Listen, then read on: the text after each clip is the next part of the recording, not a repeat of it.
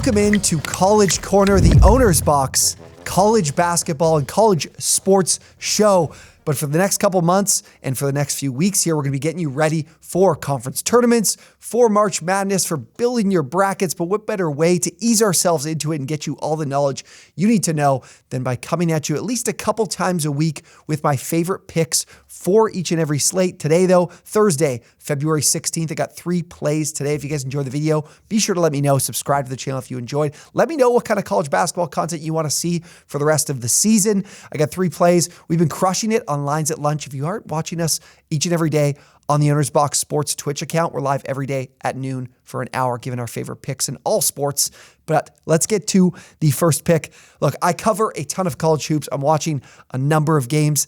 This first one, might not be a game you're watching. It's Drexel and UNC Wilmington. I really like the under 126 in this game. I like this Drexel team. Amari Williams has been a force for this team, both on the offensive and defensive side of the ball. But what I like in this matchup and why I'm targeting the under, there's a few things here. I like to look at pace most importantly. That's an important thing when deciding whether or not a game is going to have a number of points or a certain number of points, that is. These two teams, though, I'm looking at my numbers, 329th in pace is UNC Wilmington, and 334th in pace is Drexel. There's about 360 teams in college basketball, so these teams are very, very slow.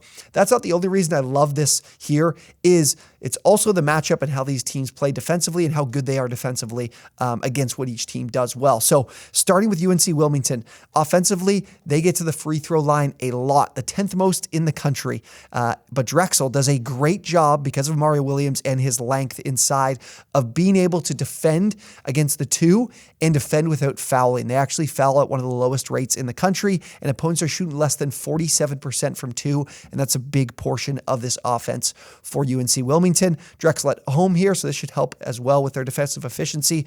Moving over to the other side with UNC Wilmington, Drexel is a team that takes a number of threes. Amari Williams is a great option for them inside and down low, but they do shoot a number of threes. They're actually 86th in the country in three-point rate, over 40%, almost 41% of their shots come from 3. UNC Wilmington, though, 30% opponents are shooting. That is 22nd in the country. A great matchup here for them defensively. So look for this game to go under the total. I really like this spot. I think this game will fall anywhere between 110 and 120 points. So we've got some cushion here with 126. That is my favorite play in this matchup between Drexel and UNC Wilmington. All right, the second play here.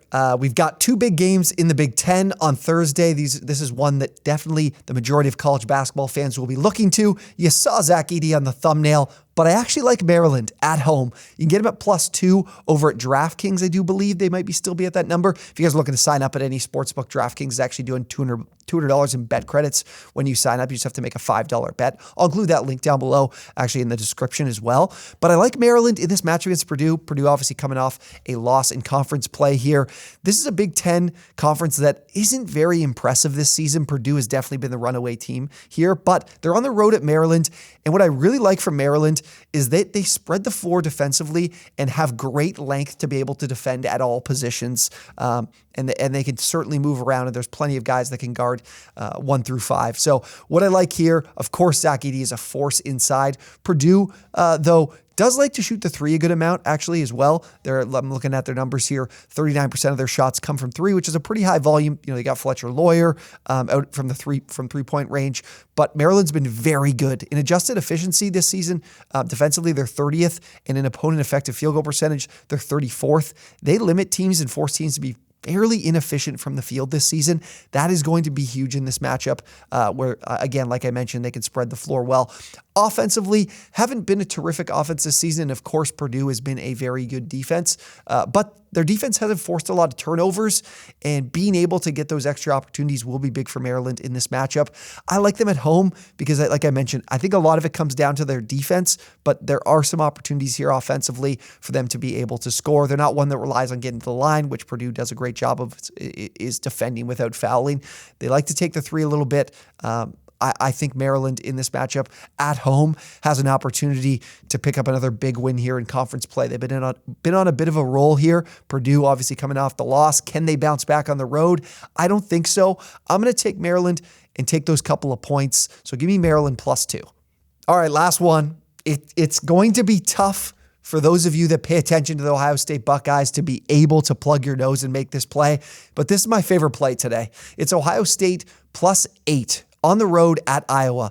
Not too long ago, one of the only wins they've had in I think their last, 12 games, 13 games, was a home game against Iowa where they won by, I think it was 16. Now they're 8-point dogs here on the road.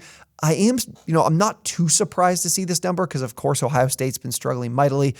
Barely put any points up on, Sunday? Yeah, Sunday against Michigan State. Now they're on the road here. But I do think in this matchup, the reason they won last time these two teams faced off, I think it's going to come back here in the same way in this matchup. Here's the thing. I think Zed Key is going to dominate once again. Iowa has struggled to defend from the inside, and that is a big part of the Ohio State offense. They're getting over 56% of their points from two. Zed Key's a big part of that. Of course, we have Sensabaugh as well. This is a team that's been struggling, but I think they are much better than their record indicates. Ken Palm, who I refer to quite a bit with my numbers and power ratings, has a lot of respect for this team. They're 26th in adjusted efficiency offensively. Iowa State, though, defensively, I don't like how they match up here. I also like Ohio State to be really good on the glass as well. They take care of the ball. The other thing I'm looking towards when it comes to how Ohio State matches up, they're pretty good defensively. Chris Murray's been very good for Iowa. They've been able to score from three lately, but Ohio State has a lot of answers for the three ball. They defend the three really well. They're 41st in the country in three-point defense. What I really like here, though, comes down to a lot of what they can do offensively. They scored 93 points in that matchup with Iowa not too long ago, and it's because Iowa's defense, in terms of efficiency, just hasn't been very good this season. So I'm looking at Ohio State. I think this is too many points. I think you definitely need to take them to cover the +8, and honestly, potentially maybe sprinkle a little bit on the money line as well. But I think 8 points is good enough for me. This is a team that nobody wants to back right now. I can't blame you, but I think right now there's a little bit of value here when it comes to this number, nearing those double digits for an Iowa team that has been, mediocre in Big Ten play so far this season. So definitely lock in Ohio State +8. All right. Recapping our 3 picks for you today, Thursday in college hoops. Drexel, UNC Wilmington under 126. I'm taking Maryland +2, and I'm taking Ohio State +8. Let me know what you guys like today in college hoops. And again, like I mentioned, if you enjoy the video, drop a like, subscribe to the channel, and of course, comment down below. Let me know what kind of content you want to see from us leading up to the big dance. But as always, thank you guys so much for watching, and we will see you on the next one.